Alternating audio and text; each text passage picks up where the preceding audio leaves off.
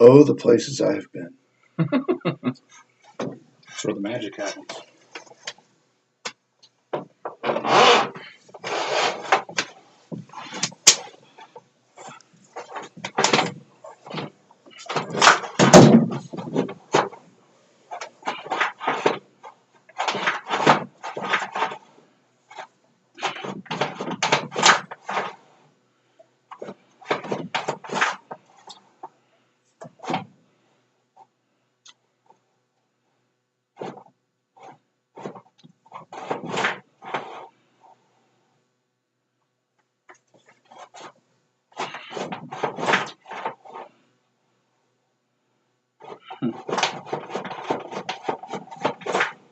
You want to make that first turn?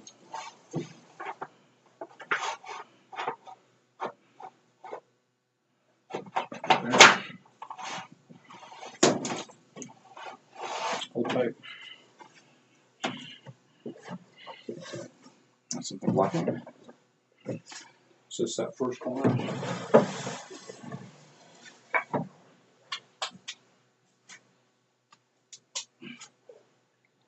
Yeah, they just don't like to go around elbows. They don't like to go around elbows. Little camera at the end. I've seen some with a little itty bitty camera. It makes it a lot easier to do it. Terry's the only person I know that does this. I mean, it's really, usually to get a sewer scoped, it's about another $89. Some companies that come out and do it. Just Scopes is the name of one. I've seen companies that came out and scoped out the sewer and said, "Oh, you got a terrible crack." That's because they did sewer repairs too, and which is very frustrating. As if you're representing the seller, and somebody comes out and says, "Oh, you got a terrible problem here," when in fact you've got nothing. That's why having somebody like Terry do this, he's not making any money out of this deal. He's just showing you what's there. So it's the best way to do it.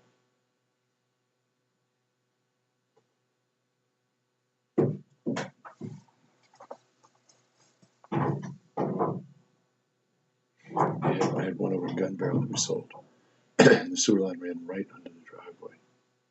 And so they had to tear half the driveway out. And I had 3 different people come out and look at it. The person that did the inspection for the buyer, their person said, "Oh, you got to replace this. It's too big a dip." And then 2 other people came out and said, "It's nothing. That's just normal." And the owner said, "We've never had a problem." Well, they ended up ripping it all out to get that sold. And what a pain. That must have been pretty expensive to do. It was very expensive. And once you think about it, once you dig it up, get a backhoe in there, you pull all the concrete out and everything. Yeah. Unless you compact the heck out of it, there's a really high chance that you're going to have that concrete shifting later, causing future problems. So it was a lot of expense for nothing because it was an issue.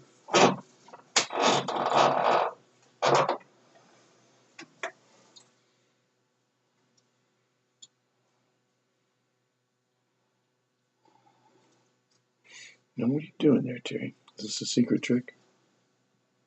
Yeah, I can hook a string to the camera head and I pull the camera around. Sometimes it works. Okay. Sometimes it don't. Haven't seen that before.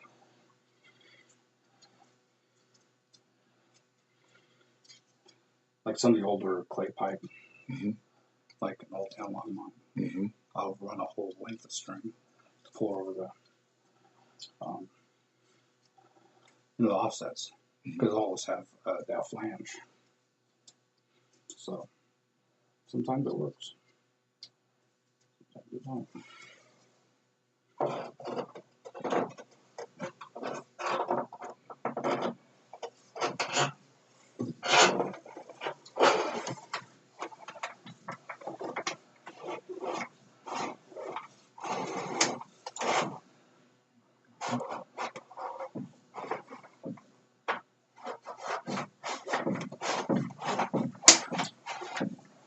How you like that? Wow. Sweet.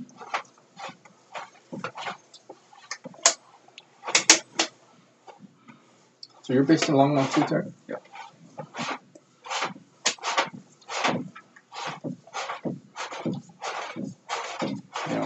when I go up there, I can barely recognize it.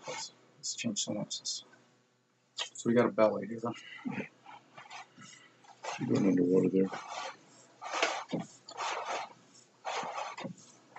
It's about a ½ inch. Yeah, that's about an 1/8 inch right there. And it's happening because that's that transition going on through the foundation there. So we're outside.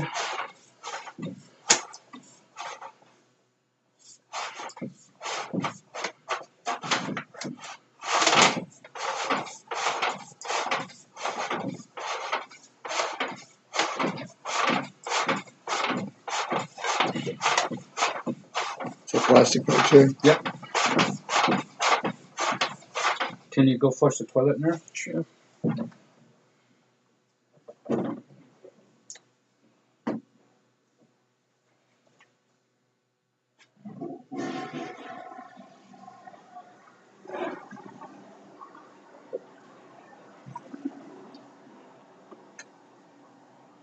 Here we go. See your flow. Yeah, it's pretty vigorous. Yeah, pushing the string down.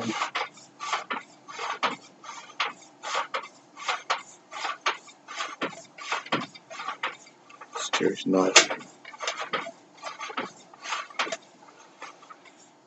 So we got it about an 1/8 of an inch of a belt in the belly. Is that? That was back earlier. And what happened is where the pipe came out and hooked, that's where it was holding back. If it was a cast pipe, we would say, yeah, we want to really watch this close because it's going to rust out over time. You start seeing a cast pipe go oblong, means it's rusting. I used to manage Lady Developed Apartments, and all the piping under the buildings is cast, and that stuff was like Swiss cheese. Yep. So they would have to go through concrete floor like this in the downstairs units and trench down and dig up all the pipe. Okay, we're at 100 feet. That looks good. Mm. So I think we're good to go. Yeah. Okay. I like The those. escape. Okay. Then just unplug it.